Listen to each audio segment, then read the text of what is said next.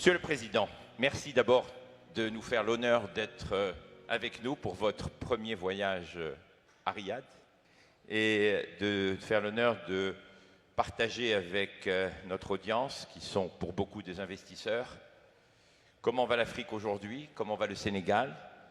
Et vous avez lancé il y a quelques jours, j'ai presque envie de dire, quelques semaines après votre élection, un plan très ambitieux. Et en Arabie Saoudite, on aime les plans qui sont visionnaires. Vous savez que la roadmap, comme on dit ici en Arabie Saoudite, c'est Vision 2030, la vision 2030 qui a été mise en place. Et vous avez lancé il n'y a pas longtemps la vision 2050 pour le Sénégal. Pouvez-vous partager avec nous ce que sont les principales priorités pour atteindre cette croissance durable d'ici 2050 et surtout comment, Monsieur le Président, le pays se prépare à intégrer les investissements étrangers pour appuyer cette transformation? Merci beaucoup de l'opportunité que vous m'offrez, que vous offrez au Sénégal de façon plus globale, pour rencontrer des investisseurs potentiels, mais surtout partager, après l'avoir fait avec le peuple sénégalais, cette vision 2050 qui repose sur 4 piliers fondamentaux. Comme vous le savez, depuis que nous sommes arrivés au pouvoir il y a de cela 7 mois, nous avons décidé de sortir de la logique des urgences électoralistes et de nous dire qu'il nous faut regarder très loin pour pouvoir mieux planifier et pouvoir prendre en charge de façon beaucoup plus large les préoccupations, mais surtout dans le cadre des solutions que nous devons trouver. Nous avons remarqué que, de base, au Sénégal, nous avons, comme partout ailleurs en Afrique d'ailleurs, des ressources minières et minéralières importantes, mais qui sont exportées tout le temps à l'état de matières premières, n'offrant pas au pays l'opportunité de les transformer sur place et donc d'ajouter de la valeur. Et nous avons dit qu'il nous faut inverser ce cycle. Et c'est la base de la transformation systémique de notre économie sur laquelle repose la vision 2050. Nous avons dit qu'il nous faut d'abord commencer par transformer sur place les matières premières, ajouter de la valeur, exporter et rééquilibrer la balance commerciale du pays. Évidemment, cela ne sera se faire que lorsque nous aurons des industries capables de transformer ces matières premières. Qui dit cela dit énergie. Mais le monde en est aujourd'hui à une préoccupation climatique importante qui nous impose des défis écologiques. Et nous avons dit le deuxième pilier, donc, c'est faire en sorte que nous ayons une énergie beaucoup plus accessible, beaucoup plus verte, pour avoir une économie qui soit à la fois durable mais résiliente. Mais quand on parle de transformation, quand on parle d'industrie, il faut que ces industries-là puissent être accueillies dans un cadre favorable pour l'investissement. Et c'est cela qui a motivé ces dernières années l'éclosion de zones économiques spéciales sur lesquelles travaille depuis quelques années l'Agence de promotion des investissements pour donner le meilleur climat, mais surtout les meilleures opportunités à ces investisseurs-là d'arriver dans le pays à des conditions favorables. Et l'Agence de promotion des investissements est en train de faire un excellent travail en augmentant les zones économiques spéciales, en les rendant beaucoup plus attrayantes pour les investisseurs. Mais tout ça ne se fera pas sans un capital humain de qualité. Parce que dans ces industries, il faut bien qu'il y ait des travailleurs qui soient qualifiés avec une main-d'œuvre à bas coût. Et voilà pourquoi nous avons redéfini le plan scolaire ou en tout cas la formation des jeunes, en investissant plus dans la formation professionnelle, dans la formation technique, pour faire en sorte que le marché de l'emploi colle au curricula dans lesquels ces jeunes-là sont formés. Si donc on retrace ces 4 piliers-là, vous verrez évidemment que nous sommes dans une logique transformatrice qui bouleverse totalement les créneaux dans le cadre desquels nous étions en train de travailler. Précisément, Monsieur le Président, rappelons quelques chiffres sur la jeunesse, les chiffres, la démographie au Sénégal notamment. Nous en parlions il y a quelques instants. Effectivement, le Sénégal est un pays très jeune. C'est à l'image de l'Afrique. Hein. Nous sommes 18 millions, mais dans ces 18 millions, les 9 millions ont entre 18 et 19 ans, un âge médian de 19 ans. 75% de la population sénégalaise aujourd'hui est composée de personnes qui ont moins de 35 ans. Vous voyez donc que c'est une population extrêmement jeune. Et dans la projection de l'agenda 2050, nous serons à peu près entre 38 millions et 40 millions. Autant dire que la population va doubler. 38 millions pour un continent qui, vous me le disiez il y a quelques instants, aura 2,5 milliards d'individus, c'est ça? C'est en cela que l'Afrique représente le futur. Parce qu'une population de 2 milliards 500 millions de personnes, avec autant de ressources, une jeunesse qui est ouverte aux technologies de l'information et de la communication, des leaders conscients qu'il faut qu'ils forment cette jeunesse-là pour que la main-d'œuvre soit qualifiée, un continent où tout est à bâtir sur le plan des défis énergétiques, des infrastructures. Évidemment, l'Afrique, c'est le futur sous ces rapports-là. Et voilà en quoi il est important pour les investisseurs de regarder de plus près l'Afrique, mais avec un œil de projection sur ces 2 milliards 500 millions de personnes. Pour le cas du Sénégal, nous sommes par exemple dans une communauté qui est la communauté économique des États de l'Afrique de l'Ouest, la CEDEAO. Aujourd'hui, c'est un marché de plus de 400 millions de personnes. Donc à l'horizon 2050, ce sera plus de 1 milliard de personnes où il y a une libre circulation des personnes et des biens qui en fait un marché commun. Et quand vous investissez par exemple dans un pays comme le Sénégal qui a une ouverture sur l'océan, qui a une stabilité politique, mais vous investissez sur un marché de près d'1 milliard de personnes à l'horizon 2050. Et 2050, c'est demain. On se rappelle tous du passage à l'an 2000, c'était hier. Donc, c'est bien de le souligner, Monsieur le Président. Dans le cadre, vous avez défini le cadre de la vision 2050. Est-ce qu'on peut être un peu plus spécifique sur comment vous allez diversifier votre économie et surtout quels sont les secteurs prioritaires pour nos investisseurs qui souhaiteraient investir au Sénégal en particulier? C'est en cela que vous voyez que tout est connecté. Quand on parle de diversification économique, nous parlions tout à l'heure de jeunesse. Qui parle de jeunesse aujourd'hui parle d'hyperconnectivité, d'attirance presque innée à ce que sont les nouvelles technologies de l'information et de la communication. Récemment, à l'Assemblée générale des Nations Unies, après l'Assemblée générale, je me suis rendu à la Silicon Valley. Pourquoi faire? Pour plaider et vendre un rêve que nous avons à cœur de réaliser dans les meilleurs délais d'un hub technologique au Sénégal dans le cadre d'un New Deal technologique. Le New Deal technologique consiste à dire à toutes ces entreprises des GAFAM et de toute autre entreprise de la FinTech mondiale, vous avez un pays où la jeunesse est extrêmement portée vers les nouvelles technologies de l'information et de la communication. Et nous avons des champions locaux, mais nous avons aussi des champions qui ont pris presque naissance au Sénégal et qui se sont ouverts très rapidement en Afrique. Le New Deal technologique consiste à prendre ces champions-là, à les donner comme modèle, à les sublimer, à donner aux jeunes la possibilité, comptant sur l'intelligence artificielle, leur attrait par rapport à cette technologie-là et le potentiel qu'ils ont de pouvoir véritablement les amener vers des métiers numériques qui offrent beaucoup de potentiel. À côté du numérique, vous avez l'agriculture. 2,5 milliards de bouches à nourrir le matin, à midi et le soir.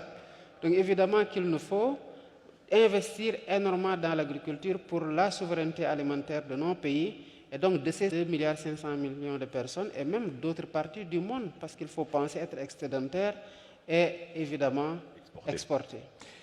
À part la sécurité alimentaire, l'agriculture, la technologie, l'énergie aussi, non?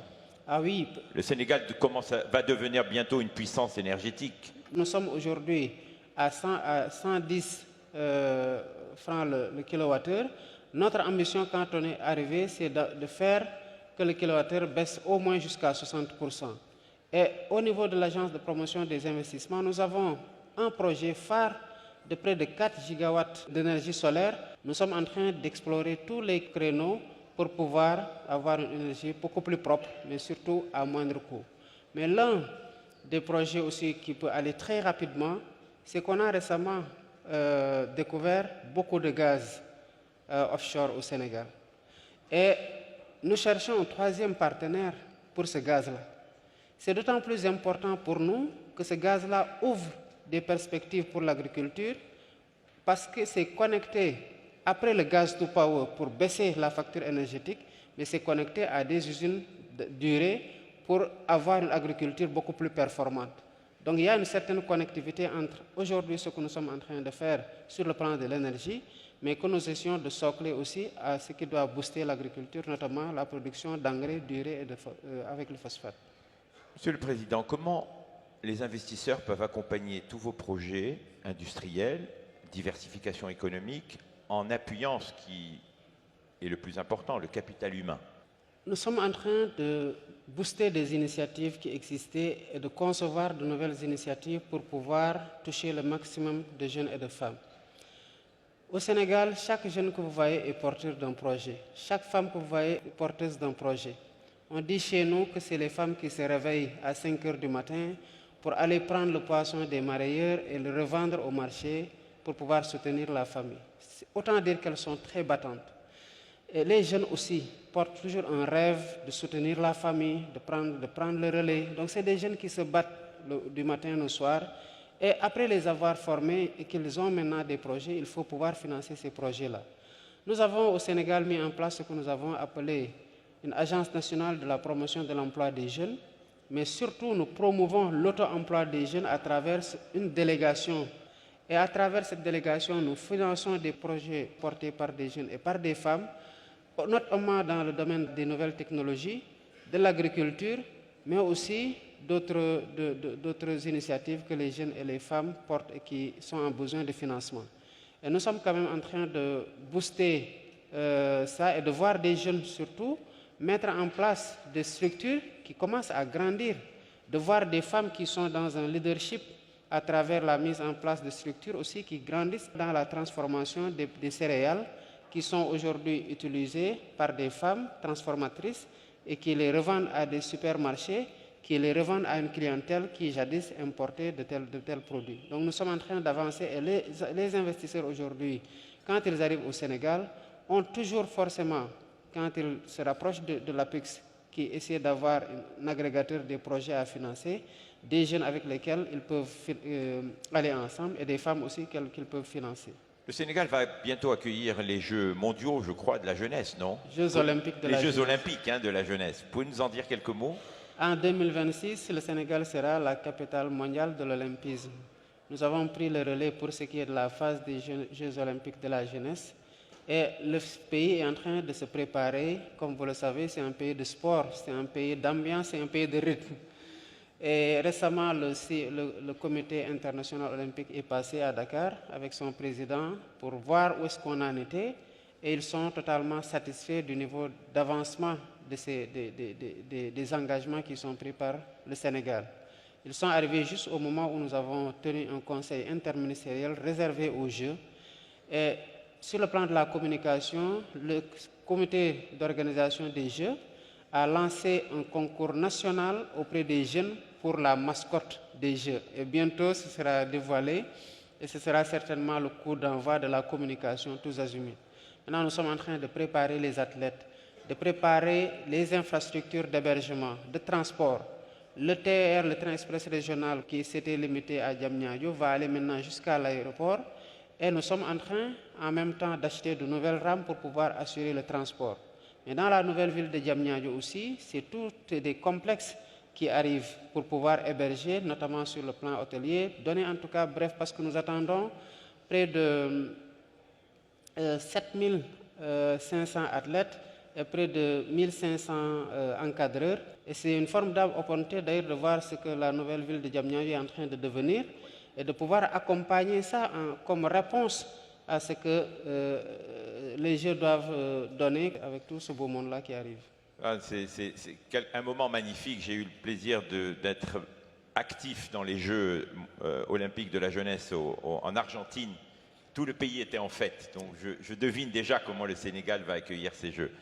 Un dernier point, Monsieur le Président. On ne peut pas parler de transformation économique, de diversification économique, sans parler de stabilité et de leadership régional.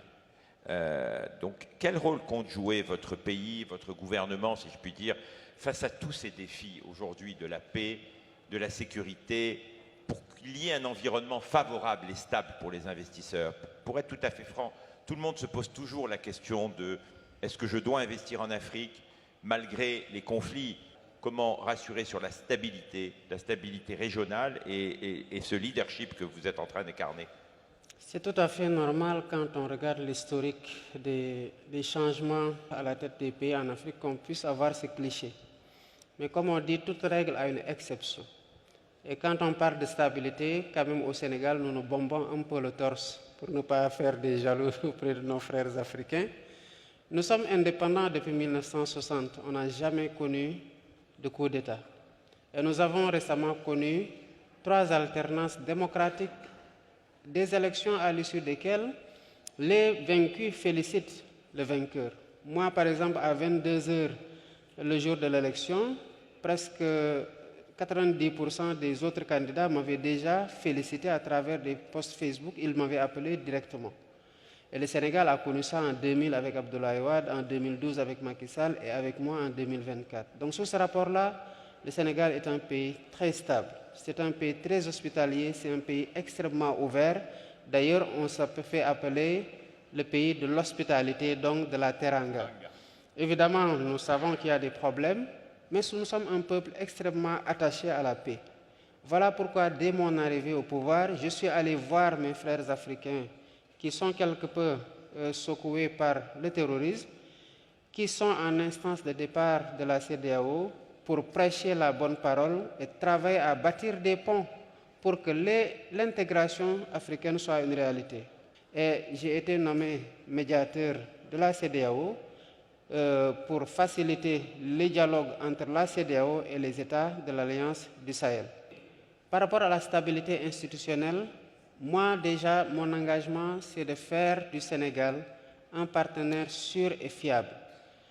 Même si j'ai été démocratiquement élu, je reconnais qu'il y a eu quelques remous dans la période post-électorale. Mais moi, mon défi aujourd'hui, c'est de faire en sorte que ce grand peuple qu'est le Sénégal aujourd'hui, qui réussit, malgré les turbulences, à aller voter dans le calme, la sérénité, pour imposer le leader qu'il veut par les voies démocratiques, qui est très attaché aux valeurs démocratiques quand elles sont compromises, qui se bat pour les défendre, que ce peuple-là puisse connaître aussi des alternances avec un processus post-électoral, électoral et préélectoral aussi calme que l'est ce formidable peuple que j'ai la chance aujourd'hui de diriger. Et cet exemple sénégalais est aujourd'hui en train d'être offert aux autres pays africains et les peuples africains ont tous cette aspiration à plus de démocratie, à plus de stabilité pour pouvoir assurer la souveraineté à laquelle nous aspirons et à laquelle nous ne renoncerons jamais. Un dernier mot, Monsieur le Président de la République. Quel message ferez-vous passer à nos amis qui sont dans la salle, qui viennent du monde entier, qui cherchent des opportunités? Pour citer Son Altesse Royale, le prince Mohammed Ben Salman, quand il a créé cette conférence il y a 8 ans, il avait dit « Je veux que ce soit la place où les gens viennent pour comprendre dans quel secteur et dans quelle géographie investir ». Donc quel est le message que vous passez à nos amis membres et investisseurs qui sont dans la salle? Mais je voudrais d'abord remercier les organisateurs de ce sommet. Et en premier lieu, le prince Mohammed Ben Salman, et à travers lui, formuler des prières pour les serviteurs des 2 mosquées. Vous féliciter en tant qu'organisateur pour cette tribune que vous offrez aux leaders et aux dirigeants. Je voudrais dire aux investisseurs dans la salle de regarder l'Afrique avec un autre œil. Aujourd'hui, en Afrique, c'est l'émergence de nouveaux dirigeants jeunes qui ont mal de voir ce retard que nous accusons sur tous les plans, qui ont mal de voir ce potentiel inexploité et qui ont envie de relever le défi et de faire naître un nouvel espoir qui va se matérialiser comme une réalité intangible en termes de qualité de vie améliorée par rapport à cette population qui l'attend de façon d'ailleurs tout à fait naturelle de ses dirigeants. Et l'Afrique, il faut la voir aujourd'hui, comment elle se réveille, quelles sont les ambitions qu'elle porte et surtout se projeter avec cette Afrique-là qui va forcément davantage de jour en jour se démocratiser, qui va forcément gagner en stabilité, mais qui est à bâtir sur le plan des infrastructures, sur le plan des défis énergétiques, sur le plan de la formation des jeunes, sur le plan des défis technologiques, et qui a une population qui avance, qui ne vieillit pas comme dans d'autres continents, une population qui est jeune. Donc venez investir en Afrique et à faire avec nous, à bâtir avec nous dans le cadre d'un partenariat fécond et mutuellement gagnant. Monsieur le Président, merci infiniment pour le temps que vous nous avez accordé et de nous avoir réservé votre premier entretien dans le cadre de votre voyage officiel en Arabie Saoudite.